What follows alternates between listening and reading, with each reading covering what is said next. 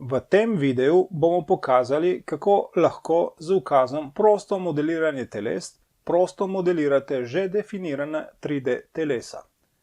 Znotraj ukaza imate dodatne možnosti, s katerimi lahko čim bolj natančno definirate svoje 3D telo.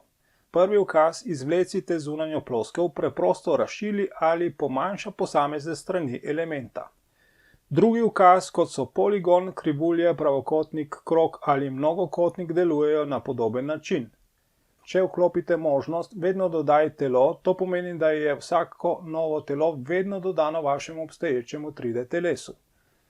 Možnost Nov element nastavi vsako novo telo kot novo, ločeno 3D telo. Narišemo lahko translacijsko polilinijo. Najprej je potrebno izbrati eno od površin našega telesa, ki bo služila kot referenčna površina za risanje novih teles. Ko smo izbrali površino, lahko nanjo narišemo sklenjeno polilinijo in nato narišemo nov del našega 3D telesa ali v tem primeru ustvarimo votlino določene oblike.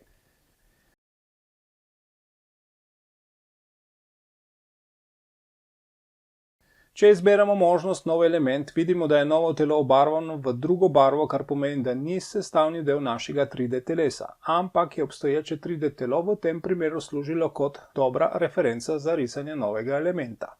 Hvala za vašo pozornost in uživajte v delu v Alplanu.